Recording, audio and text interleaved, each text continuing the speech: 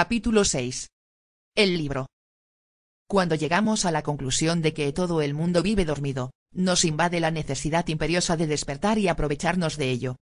Necesitamos despertar nuestra conciencia del profundo sueño en el que, hasta el momento, nos hallábamos sumidos, y cuando lo hacemos, dejamos de soñar y comenzamos a reconstruir los innumerables retornos a los mundos internos. Martín se despertó y, frotándose los ojos con los nudillos de sus dedos índices, encendió rápidamente la luz con la intención de verificar la libreta que dejó antes de acostarse sobre la mesita de noche, aunque se desilusionó rápidamente al ver que continuaba en blanco y que en el transcurso de la noche no había escrito absolutamente ninguna palabra y por lo tanto no tenía nuevas pistas. Quizás se había estado forjando la infantil idea de que, por alguna extraña razón, algún superpoder le había sido otorgado y que a través de sus sueños sería capaz de ayudar al resto del mundo. Aquella idea se fue desvaneciendo poco a poco después de comprobar que no había vuelto a tener ningún otro sueño con mensajes ocultos. Al activar el móvil para mirar la hora, observó que parpadeaba un sobrecito amarillo en la parte superior de la pantalla indicando que tenía un mensaje en la bandeja de entrada. Le costó un poco reaccionar y se sentía demasiado dormido. Le estaba costando volver a tomar el control de su mente y de su cuerpo. Por un momento dudó si realmente estaba despierto o durmiendo. Era una sensación extraña, pero sin duda alguna, lo peor era que su cabeza estaba en otro sitio y no sabía exactamente dónde. Pulsó el botón de abrir y comenzó a leer el mensaje recibido. Hola Martín, tenemos que vernos. Esta noche he vuelto a soñar. Chao. Tras leerlo, comenzó a marcar el número del remitente. Diga. Hola, buenos días, soy yo. ¿Qué has soñado esta vez?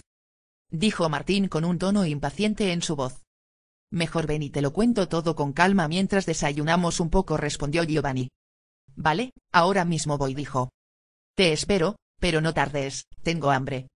Tras colgar, Martín se quedó pensativo, intentando imaginar qué podía haber soñado su amigo Giovanni.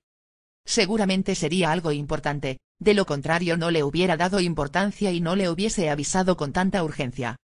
Una hora más tarde subía al barco de Giovanni dispuesto a enterarse de todo. ¿Giovanni? Dijo en voz alta desde la pasarela que conducía al barco. Sube a bordo Martín, estoy abajo, se oyó desde el camarote inferior.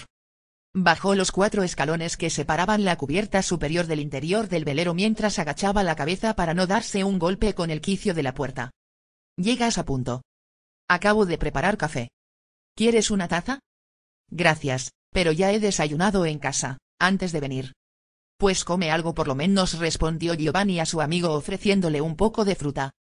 Bueno, cuéntamelo todo, dijo Martín, impaciente porque empezase a narrarle todos los detalles. Anoche me fui a la cama como de costumbre, sin haber pensado más en la conversación que mantuvimos y, alrededor de las 3 de la madrugada, me desperté sobresaltado y empapado en un sudor frío debido a la impresión. ¿Y qué más? Interrumpió Martín con ganas de saberlo todo sin demora alguna. Recuerdo que estaba en Venecia, sentado en una terraza, tomando un café en la plaza de San Marcos. Me encontraba observando a una pareja de niños que jugueteaban corriendo detrás de unas palomas que levantaban el vuelo al aproximarse estos con los brazos balanceándose en el aire para intentar espantarlas. La plaza estaba parcialmente inundada por la subida de la marea cuando, de pronto, de entre los arcos del corredor opuesto a mi posición, vi aparecer a la mujer de mi sueño anterior. La reconocí rápidamente porque iba vestida igual y desprendía un halo de luz que la hacía destacar del resto de transeúntes. Caminaba en dirección a la Basílica de San Marcos que se encontraba situada justo a mi izquierda. Me miró y me hizo un ademán con su mano, invitándome a seguirla. Instintivamente, y sin pensármelo 2 veces, me levanté y me dirigí hacia ella. Giovanni detuvo su narración para tomar un sorbo de café mientras Martín, con sus pensamientos, le ayudaba a beber, como si con ello acelerase la velocidad del trago y de ese modo se reanudara el relato de aquel sueño lo antes posible. La vi cuando cruzaba la puerta principal de la basílica. Yo intenté apresurarme para no perderla entre la muchedumbre de turistas que paseaban por toda la plaza. Recuerdo que me subí en una de esas tarimas de madera que ponen para evitar que te mojes al andar por el agua acumulada de la subida de la marea. Una vez llegué a la altura de la puerta principal de la Basílica de San Marcos, salté desde la tarima hasta la impresionante puerta de entrada, evitando mojarme los pies, pero la luz en el interior era tenue. Miré a un lado y a otro buscando a nuestra amiga hasta que la vi cruzar por delante del altar principal y perderse nuevamente por un pequeño entrante en la pared. Sin dudarlo, me dirigí hacia allí y comencé a subir las escaleras en forma de caracol que se encontraban camufladas junto al entrante de la pared. Estaba todo muy oscuro y tenía que caminar con sumos cuidado. Tras varios tramos de escalones subidos, de repente, oí algo justo detrás de mí. Volví sobre mis pasos y vi que el ruido venía de una pequeña puerta que me había pasado de largo sin prestarle atención y en la que había un cartel que ponía prohibido el paso. Sin saber por qué, empujé con fuerza aquella puerta hasta que la luz que provenía del interior se volvió más generosa y pude percatarme de una sombra que salía de detrás de una de las estanterías de libros que había repartidas por toda la sala. Me quedé unos segundos observando aquella silueta y, al comprobar que no se movía, aún después de advertir mi presencia con un hola, me dirigí hacia ella con pasos lentos y temblorosos. Al girarme encontré Giovanni volvió a parar su narración, para coger un poco de aire y tomar un nuevo trago de café. ¿Y qué? Por Dios, Giovanni, no pares ahora, exclamó Martín con claros síntomas de impaciencia por conocer todos los detalles de aquel sueño.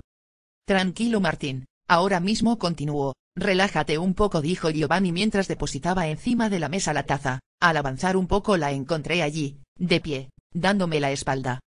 Cuando fui a abrir la boca para decirle algo, ella se giró y me miró fijamente. Su mirada transmitía paz y confianza.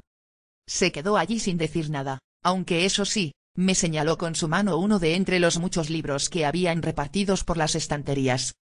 Yo me quedé mirando hacia donde ella indicaba con su mano y cuando volví a mirarla ya no estaba, había desaparecido sin darme la oportunidad de preguntarle nada.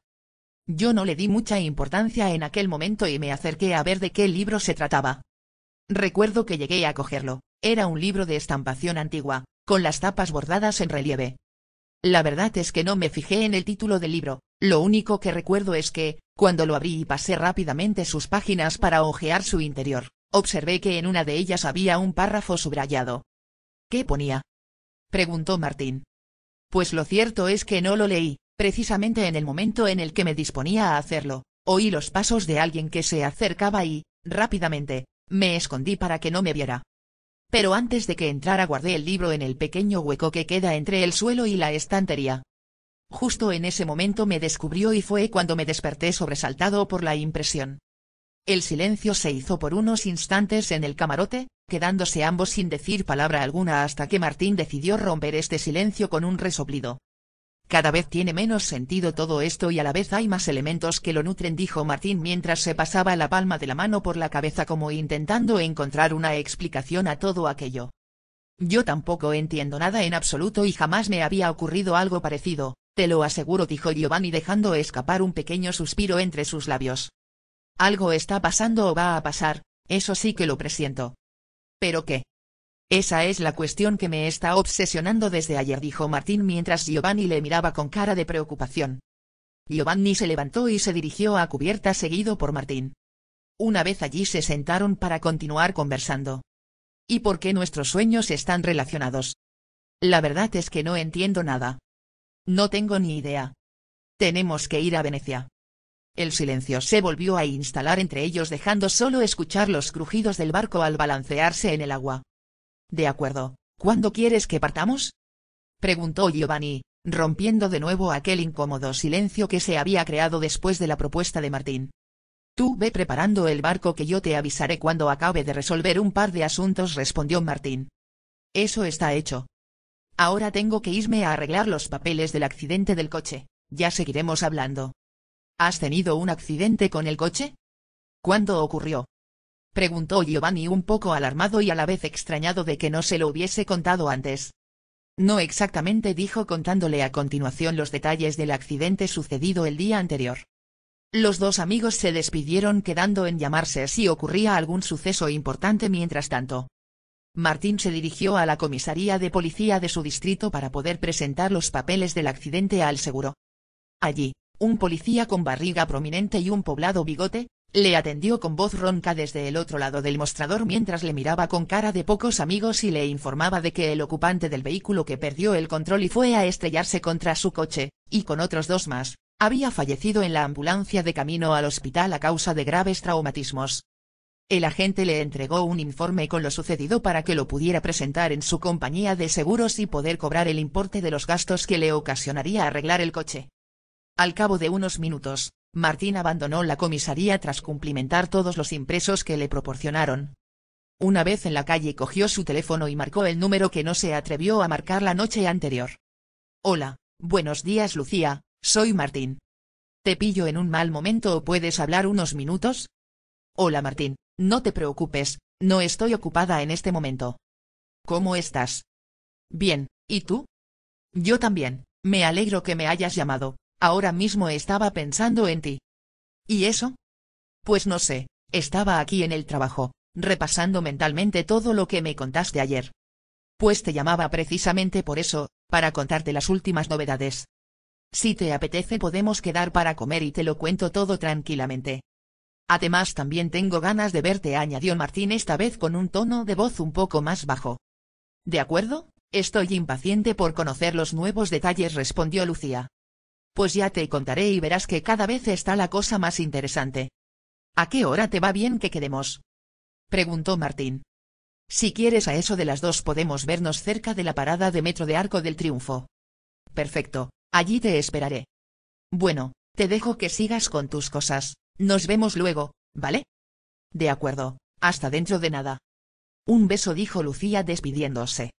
Martín vio que el reloj del móvil marcaba las 12:37, así que le quedaba un buen rato hasta su encuentro con Lucía. Pensó que podría ir a ver a su viejo amigo el señor Cardozo, dueño de una pequeña librería en el casco antiguo. Seguramente le podría dar algún tipo de consejo o arrojar un poco de luz a los misteriosos sueños. Al entrar en la librería unas campanillas sonaron al contacto con la puerta anunciando la llegada de Martín. El señor Cardozo, al verle entrar, alzó su mano y arqueó ligeramente sus cejas a modo de saludo mientras acababa de atender a un cliente. El librero era un hombre de cabello canoso a causa del paso de los años, seguramente más de 70. Era de complexión más bien ligera y su altura no era precisamente muy generosa. Llevaba unas viejas gafas con una cuerda que unía ambas patillas y que acostumbraba a llevar colgadas del cuello, poniéndoselas solamente en aquellos momentos que tenía que leer de cerca. Para trabajar en la librería, solía llevar casi siempre su bata de color gris azulado con un par de grandes bolsillos a cada lado. Aparte de venderlos, se dedicaba a restaurar libros antiguos. Fue el motivo por el que llegó a conocerle hace ya muchos años atrás. El padre de Martín era un gran aficionado a la lectura y le encantaba coleccionar libros antiguos, casi siempre de su primera edición, si era posible. La mayoría de las ocasiones, cuando conseguía una nueva adquisición, la llevaba a la librería del señor Cardozo para que le hiciera un buen lavado de cara, restaurando si fueran necesarias las partes dañadas. Desde pequeño Martín había acompañado muchas veces a su padre hasta aquel cálido lugar repleto de grandes historias escondidas dentro de los libros.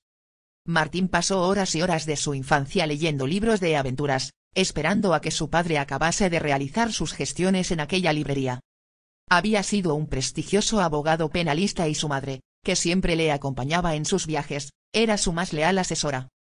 En un viaje rutinario de trabajo en dirección a Argentina sufrieron un terrible accidente que acabó con sus vidas y aunque Martín ya contaba con 18 años cumplidos, aquel suceso le causó un gran impacto emocional que siempre le recordaría lo frágil que es la vida.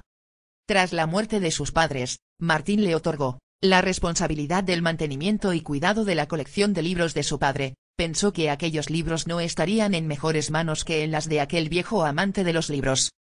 Mientras esperaba que acabase de atender a su cliente, vinieron a su mente viejos títulos ya casi olvidados y que había leído de pequeño en aquel mismo lugar: La isla del tesoro, Dr. Jekyll y Mr. Hyde, Los mineros de Alaska, El conde de Montecristo, Los tres mosqueteros.